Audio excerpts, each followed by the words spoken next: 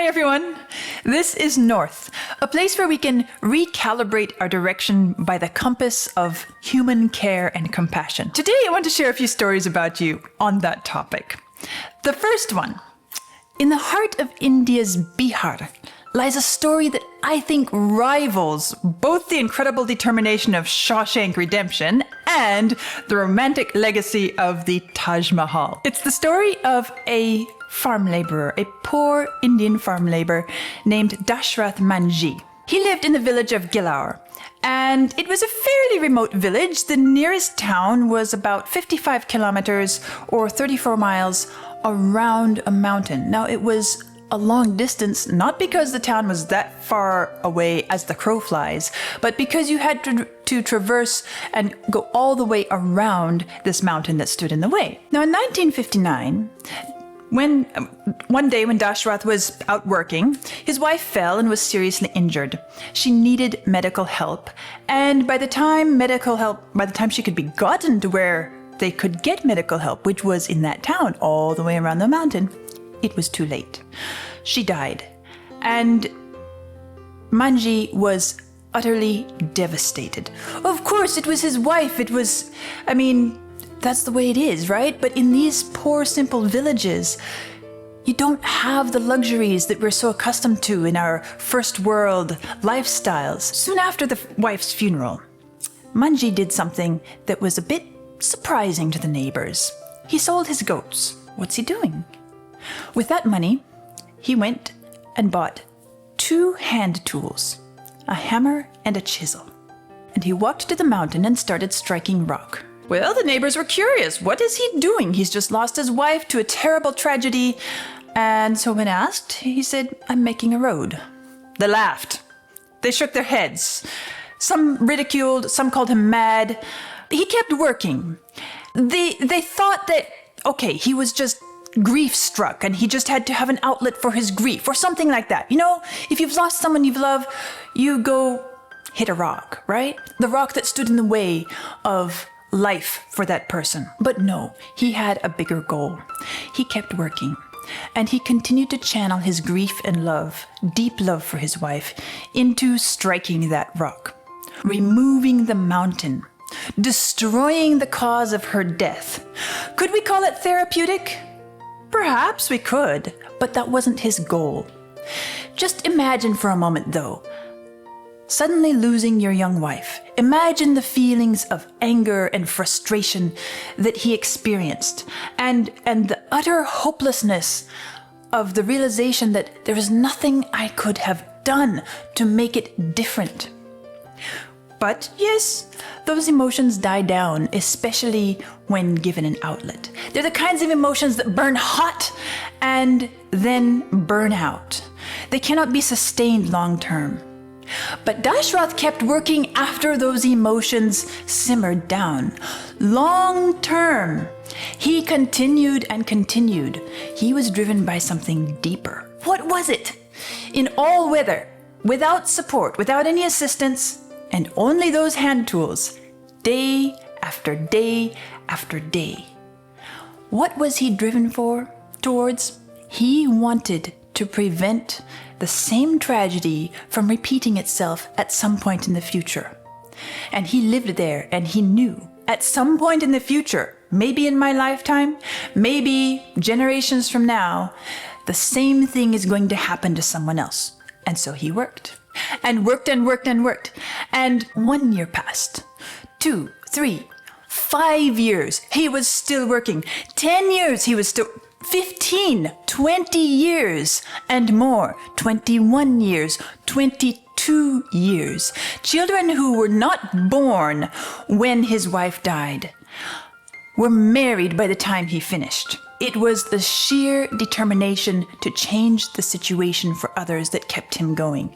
22 years of daily working to chisel a channel through that rock. When he finished, the year was 1982.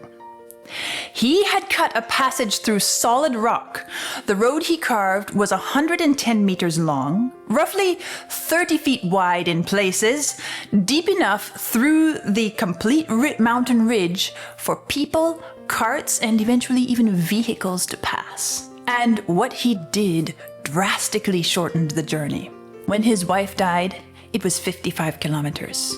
When he finished, it was 15. For the Americans, that was 34 miles reduced to 9 miles, roughly, approximately. It depends on where you're going in town, etc. But just think of the difference. Not only for an emergency situation, like medical care needed urgently. Think of what he did for his village. Access to markets, access to schools, access to work. It changed the entire outlook for the people in that village. I mentioned Andy, I mentioned Shawshank Redemption. Andy, in that story, chiseled for 19 years. It's impressive. And that movie is incredible, right? But it's fiction. And he did it for himself. The Taj Mahal, interestingly, matched the same timeline. It was built in 22 years, but not by Emperor Shah Jahan's own 2 hands. It's true, he built it in honor of his most beloved wife, who died in childbirth. But he had others do the work. He was the emperor. Dashrath Manjhi chiseled with his own 2 hands for 22 years. He did it because of grief, he did it because of love, and he did it for his village. It gives me chills when I think about the fact that the Taj Mahal still stands, but this channel cut through the rock, this road cut through the mountain that Dashrath Manjhi did alone could very well last for millennia longer than the Taj Mahal. Just think about that. What a story of love, of dedication, of endurance. What a story of using one's own personal tragedy, not to turn inward, but to turn towards others, to change lives, to give life a better chance for all the following generations. What a legacy of love. Carved with his own 2 hands, a road through the mountain, channeling his grief and loss into something that would help those around him long after he was gone. I love this story. And when I first heard it, I thought, I want to share this. It's inspiring and it's more than inspiring, it's exciting, and it makes us realize that it doesn't require wealth and it doesn't require fiction. It just requires dedication and love. Now, the next story I want to share is one that actually comes from right next door, coming from Pakistan. And while there are some remarkable and inspiring personal stories attached to its origins, what I want to share today is more about what happens when there's cooperation and collaboration. And unlike Dashrath Manjhi's story, which took place last century, this is one that is happening right now, today, and is looking towards the future. In rural Sindh, the work of a household is often divided along very old traditional lines. Men are more likely to be seen in the public-facing parts of farm life, managing land, operating large machinery, selling crops, while women's work is often much less public, but equally as important: harvesting, livestock care, food preparation, child care, and the home-based income work such as embroidery and stitching. Now, there's a rather fearsome piece of machinery which often falls into the women's realm of work. It is called a fodder cutter and is used to prepare feed for the animals. It makes the job much faster and easier than doing everything by hand, but its huge circular spinning blades, high speed, are also incredibly dangerous. And unfortunately, tragically, many women have lost hands and even arms in fodder cutting accidents. These kinds of scenarios are actually terribly common in many parts of the world where people still live with their lives using technology and equipment from generations ago. And the safety measures we're used to in our modern lifestyles are non-existent or far too minimal. Of course, for anyone, the loss of a limb is devastating. But for someone in this lifestyle, in this environment, in this context, especially a woman, it is especially tragic. Practically everything they do requires the use of their hands, and the role they fill is not disposable, it's not ornamental. It is crucial for the success of the household economy. And that is where a recent partnership between UN Women Pakistan and Bionics Technologies is making a wonderful impact, creating customized, 3D printed, highly functional prosthetic arms specifically for these rural women who've lost limbs in these kinds of accidents. These prosthetics are incredible. I was reading about them. They're made using 3D scanning, 3D modeling, AI-supported design, and are specifically designed for the actual daily work and activities of these women in mind. Not only are they custom-made and locally produced, but the women are then given huge opportunities, therapy, coaching, they're taught how to use them, how to translate muscle signals into natural movement, as well as other educational opportunities that opens doors. That means they can, again, comfortably harvest, care for children, prepare the food, and even return, think about this, even return to their home-based embroidery and stitching industries. Imagine being able to embroider and do fine needlework with a prosthetic hand. To me, that's astonishing. But even more importantly, their identities of self and their ability to fully care for their loved ones returns. One woman named Habiba said, "I never thought I could smile again after losing my arm. But now, when I use my new hand, I feel life returning to me." I tell this story, yes, it makes us feel good. But why do I tell it? Well, we often find ourselves worrying, and for good reason, about how and what we're doing to this world with modern technologies. But this is a beautiful reminder that these technologies are not only being used to further enrich the already rich parts of the world, but are also already being used in positively life-changing ways for the people and places who truly need it. Now, I have one more story I want to share with you today. Something that just happened just a few months ago on Monday, April 13 of this year, 2026. A little background. Hamtramck, Michigan is a tiny little town in the heart of Detroit. It's completely surrounded by Detroit. It's the most densely populated municipality in the entire state, cramming close to 28,000 people into just 2.1 square miles. Over 20 languages are spoken within its tight borders, and there are so many vibrant cultures and traditions and ethnicities. It is nicknamed the world in 2 square miles. Now keep that nickname in the back of your mind, because I think it's a beautifully symbolic setting for what actually happened here. So, Monday morning, April 13, Abdulrahman Abohatem was the clerk on duty behind the counter at the Sunoco gas station. He didn't know that a 16-year-old girl had just been kidnapped at gunpoint only 30 minutes earlier while on her way to the school bus stop. It was one of those extremely random, rare kidnappings with no personal connections. Other students saw, and police were alerted quickly, and the race to find her began. Students were helping police by giving info from their location-sharing apps on their phones and all of that. During this time, the abductor drove around for a while and then pulled into the Sunoco gas station where Abdulrahman was working. He walked in with the girl and wanted to buy cigarettes. To all appearances, a normal early morning customer. But then, he told the girl to pay for them. Abdulrahman's instincts immediately set off alarm bells in his head.